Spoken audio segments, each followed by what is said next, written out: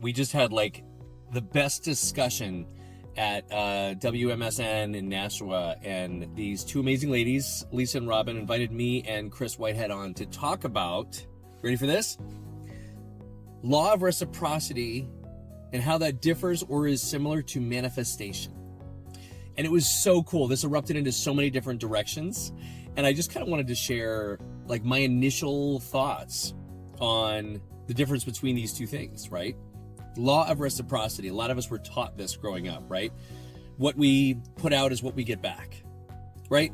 So if we continue to give and give and give and give, that eventually, right, that we would receive.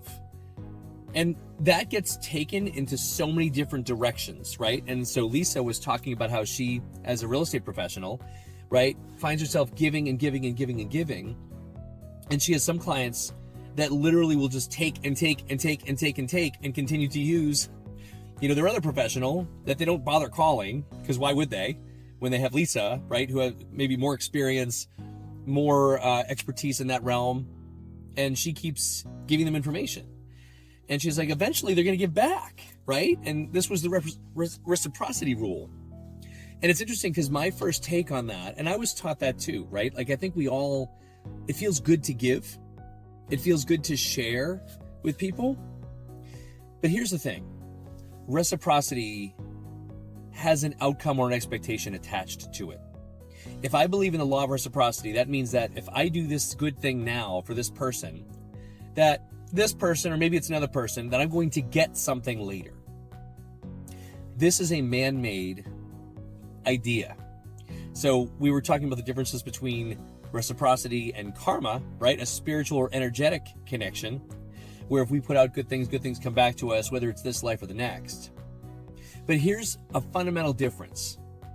The moment we ever attach an expectation or an outcome that we now desire because we did something else, that is the root of all suffering, right? Like wanting something to turn out a certain way, wanting someone to finally give back to us after months and months and months of work, or wanting this big goal, this big target to finally be realized after all of this effort and work, only to realize that maybe there's now another bench that gets moved, or the target shifts, or because we're so attached to what was going to come out of it that we lost track of the process of becoming the person that can receive, the person that can have the goal or the target. So let me go back even more. Law of reciprocity is a man-made, human-made fundamental idea. And it by itself is flawed, because the moment I even say law of reciprocity, I'm attaching something to an outcome. I'm attaching something to me getting something in exchange, in return of value. Whereas manifestation is us remembering and realizing that we are a divine creator sent by light, right? Experiencing life in all of its forms. And literally any single order that we write down, that we speak and make into word, that we create that way, goes to the universe, goes to the higher selves, goes to the stars, whatever you want to call it, God, Jesus, right? And there's no, this is right, this is wrong. There's no shame or anything around it.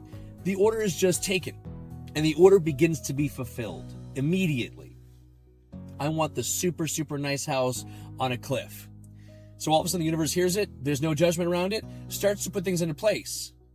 Well, are you the type of person that can hold, a $1.8 or $3 million property on a cliff with a car?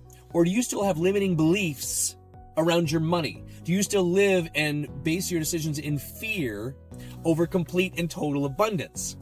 So the universe then puts things in your way, gives you some triggers, gives you some frustrations, gives you lots of things you have to work through to have you become the person that can hold the order that you've given to that universe, right? So there's no resistance, because it finally comes to you when your vibration matches that life that you want.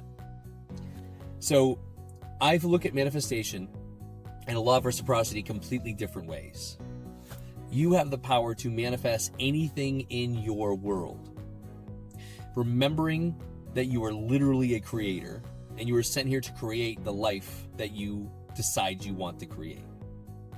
knowing that there's no such thing as taking something away from somebody else to give it to you. You can have whatever life you want. The challenge is all the little teachings and lessons that we've learned along the way, all of those little things that limit us, that make us feel less than, that make us feel like there's a finite amount of this thing, and therefore if I have some, I'm taking it away from somebody else, for not wanting conflict, right? Not wanting to have conversations when the conversation isn't even a conflict. It's just asking for what you want and what you need, versus making sure everyone in your world is just taken care of. And it goes for the same for the people who feel in this reciprocity rule in business. If I just give enough, well, I have to get something back at some point. Or you're giving to the wrong people that don't believe in the law of reciprocity. And their mode of operating is to take as much as they possibly can, because that's their survival technique. That's how they've learned to survive. So just feel into it today, right? In that moment, take that deep breath.